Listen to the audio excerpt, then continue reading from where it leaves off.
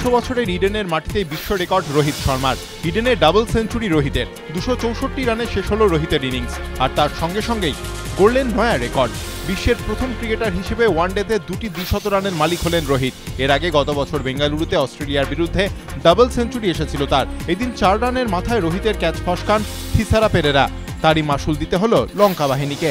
এদিন টসে জিতে ব্যাটিং নেন কোহলি। এরপর রোহিতের হাত ধরে বড় ইনিংসের পথে হাঁটছে ভারত। শেষ পর্যন্ত 50 ওভারে 404 রান করে ভারত। ধর্ষণের চেষ্টায় অভিযুক্ত রিন্টু শেখকে গ্রেফতার করলেও ইংরেজবাজার কাণ্ডে ফের প্রশ্নে পুলিশের ভূমিকা। ধৃতের বিরুদ্ধে ধর্ষণের চেষ্টার ধারাই আনল না পুলিশ, আনা হলো শুধু মারধর, ঘরে জোর করে ঢোকার ধারা। মাস্টারের আগে ইংরেজবাজারে এক মহিলাকে রিন্টু শেখ নামে এক যুবক ধর্ষণের চেষ্টা করে বলে অভিযোগ। এরপরই সালিশি সভায় টাকা দিয়ে অভিযুক্তকে ছেড়ে দেওয়া, বয়ান বদলে অভিযোগকারিনীর উপরে চাপ সৃষ্টির অভিযোগ ওঠে পুলিশের বিরুদ্ধে।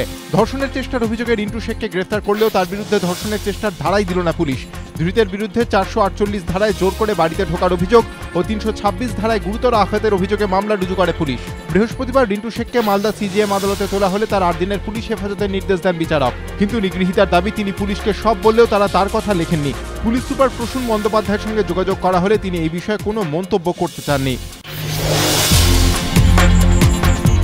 হায়দ্রাবাদের গণ্ডি ছাড়িয়ে মহারাষ্ট্র বিধানসভা নির্বাচনে চমকপ্রদ সাফল্যের পর এবার অল ইন্ডিয়া মজলিস এ ইত্তেহাদুল মুসলিমিন বা AIMIM এর লক্ষ্য বাংলা।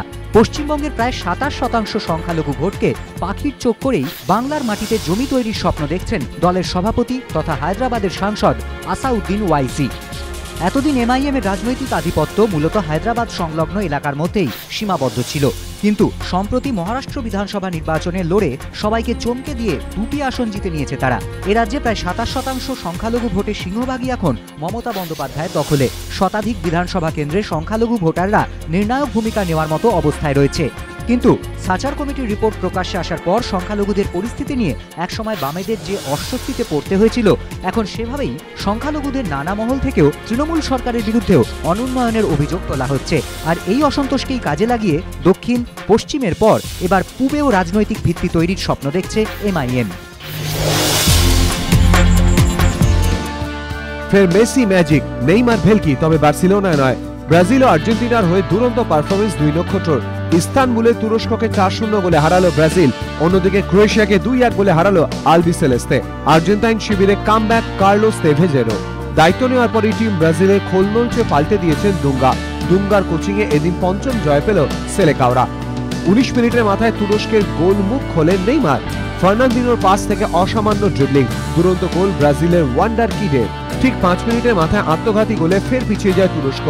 উইলিয়ানের সঙ্গে পাস খেলে তুরস্কের ডিফেন্সে ফের ফাটল ধরান নেইমার। তৃতীয় গোলটি আসে তাঁর পা থেকেই। ব্রাজিলের হয়ে 4র্থ গোল উইলিয়ানের। এই মুহূর্তে সেরা ফর্মে রয়েছি আমি, ম্যাচের পর জানিয়েছেন নেইমার। এদিন 1 গোলে পিছিয়ে পড়ে 2-1 ক্রোয়েশিয়াকে হারালো আর্জেন্টিনা। ম্যাচের 11 মিনিটে শারবিনির গোলে এগিয়ে যায় ক্রোয়েশিয়া। শেষ পর্যন্ত দ্বিতীয়ার্ধে সমতা ফেরান আনসালদি। আর 57 মিনিটে পেনাল্টি থেকে গোল করে জয় নিশ্চিত করেন LM10।